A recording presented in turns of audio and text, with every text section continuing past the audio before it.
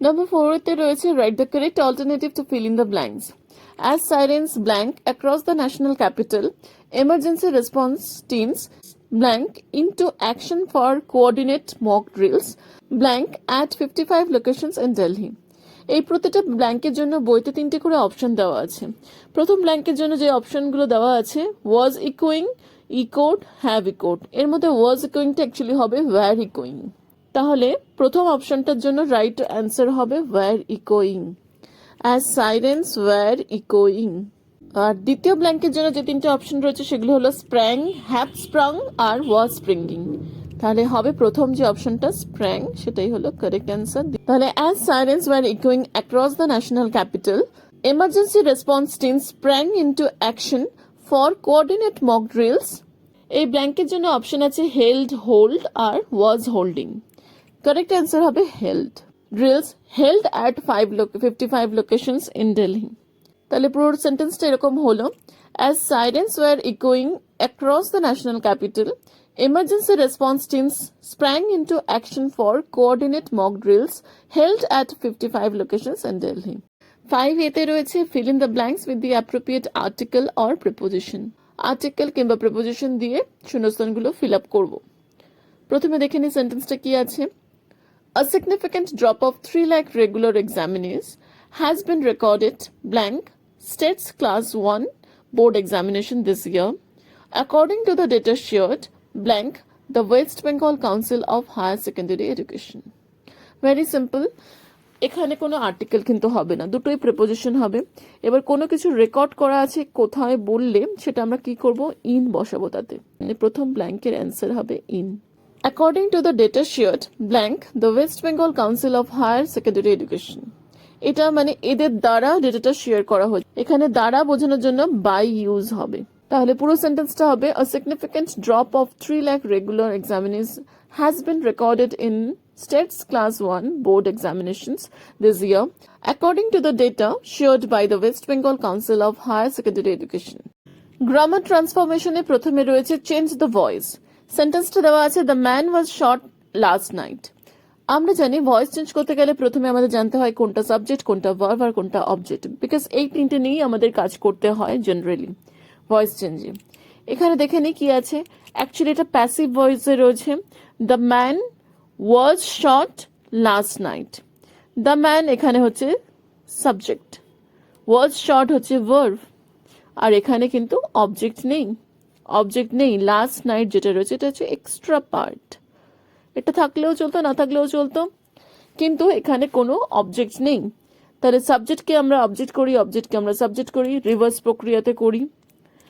আর ভার্বটাকে যেহেতু এটা প্যাসিভে রয়েছে, অলরেডি প্যাসিভে রয়েছে, আমাদের করতে হবে অ্যান্সার করতে হবে অ্যাক্টিভ ভয়েসে। লোকটাকে গুলি করা হয়েছে গত রাতে, মানে কেউ না কেউ গুলি করেছে, এই যে কেউ না কেউ অ্যাকচুয়ালি। তাহলে সেন্টেন্সটা আসলে এরকম the man was shot by someone last night. তাহলে বাই সামওয়ানটাকে যদি আমরা সামনে আনি তখন শুধু সামওয়ান হয়ে যাবে, আর শর্টের সেকেন্ড ফর্ম শর্টই থাকবে। এই ওয়াজটা দেখে আমরা বুঝলাম যেটা পাস্ট টেন্স। শর্ট এমন একটা জিনিস যার পাস্ট ফর্মও শর্টই হয়। সামওয়ান শর্ট, এবার সাবজেক্ট এখানে অবজেক্ট হয়ে গেল the man. Someone shot the man, এই লাস্ট নাইট যেটা এক্সট্রা ছিল সেটা এক্সট্রাই হয়ে গেল। Someone shot the man last night. The subject becomes the doer of the action, যেটা অবজেক্ট ছিল সেটা সাবজেক্ট হয়ে গেল, আর সাবজেক্টটা কি, subject becomes the doer of the action, কোনো অ্যাকশনের কর্তা, কোনো অ্যাকশন, এই যে শর্ট অ্যাকশনটা হচ্ছে এর কর্তা হচ্ছে এটা সামওয়ান, এটা হচ্ছে subject. Next convert into a complex sentence, মানে এই যে সেন্টেন্সটা দেওয়া আছে এটাকে কমপ্লেক্স সেন্টেন্সে করতে হবে। সেন্টেন্সটা কি আছে আমরা একবার দেখে নিই। স্বামী stopped on the road side to make up his mind about someone. এটা আছে কিসে, সিম্পলে আছে, আমাদের করতে হবে কমপ্লেক্সে। আমাদের কোনো কিছু লিঙ্কার অ্যাড করতে হবে, আর দুটো জিনিস থাকতে হবে। কমপ্লেক্স সেন্টেন্সে কি থাকে, contains a main clause and a subordinate clause.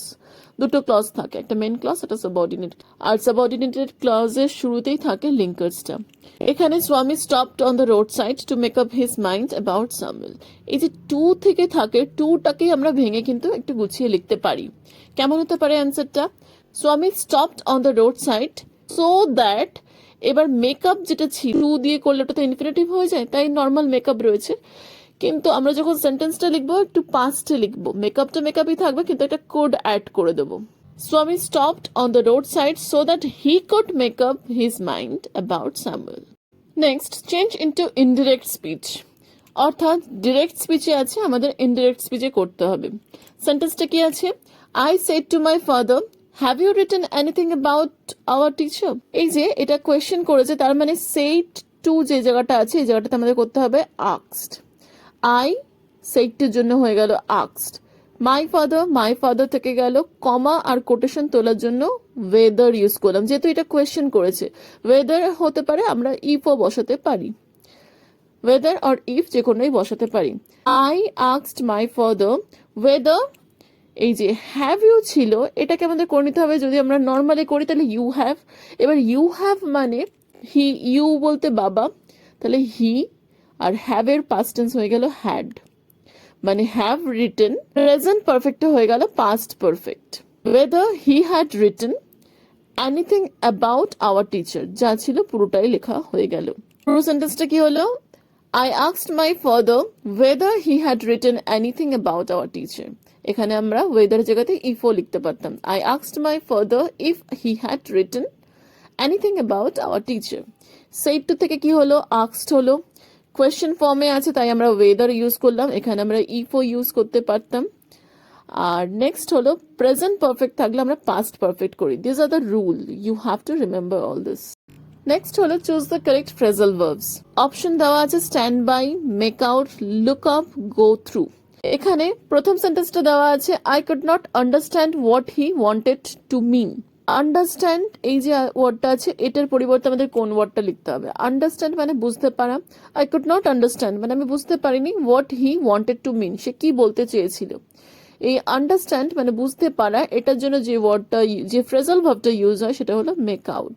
So the first phrasal verb which we choose here that is make out. আর যেহেতু এটার কোনো চেঞ্জ হলো না এই কারণে, যেহেতু কুড নট এর পরে আমরা V1ই বসাই। মেক আউট মানে বুঝতে পারা, আমি বুঝতে পারিনি যে সে কি বলতে চেয়েছিল। I could not make out what he wanted to mean. Next হলো we all should support our country in time of crisis. এখানে সাপোর্ট ওয়ার্ডটা, এটার পরিবর্তে আমাদের কোন ফ্রেজাল ভার্বটা ইউজ করতে হবে সেটা দেখে নিতে হবে। এটার মানেটা কিরকম দাঁড়াচ্ছে? আমাদের সবাইয়ের উচিত আমাদের দেশের ক্রাইসিসের সময় সাপোর্ট করা, সাহায্য করা, পাশে থাকা। সাপোর্টের জায়গাতে যদি আমরা স্ট্যান্ড বাই বসাই তখন সেন্টেন্সটা কি হবে? We all should stand by our country in time of crisis. এখানেও কোনো চেঞ্জ হবে না, মানে যেহেতু শুড প্রথমে অক্সিলারি ভার্ব দেওয়াই আছে, এখানে এটা V1 হিসেবেই থাকবে। Next, I have seen the word in the dictionary. এখানে এই যে সিন ওয়ার্ডটা আছে এটার পরিবর্তে আমাদের ফ্রেজাল ভার্ব ইউজ করতে হবে। এবারে দেখতে হবে এই যে সিনটা আছে এটা কিন্তু থার্ড ফর্মে আছে, see, saw, seen. I have seen the word in the dictionary. এখানে আমরা যে ওয়ার্ডটা পাবো সেটা হচ্ছে লুক আপ, কিন্তু যেহেতু এর ভার্বের থার্ড ফর্ম আছে লুকেরও থার্ড ফর্ম এসে যাবে। লুক, লুকড, লুকড, থার্ড ফর্মেও লুকড হয় আর আপটা পাশে থেকে গেল লুকড আপ। তাহলে পুরো সেন্টেন্সটা হবে I have looked up the word in the dictionary. Extra phrasal verb যেটা রয়ে গেল সেটা হলো গো থ্রু। গো থ্রু মানে হলো রিড, পড়া। তো যার মানে এখানে কোথাও বোঝাচ্ছে না, তাহলে এখানে হবে না।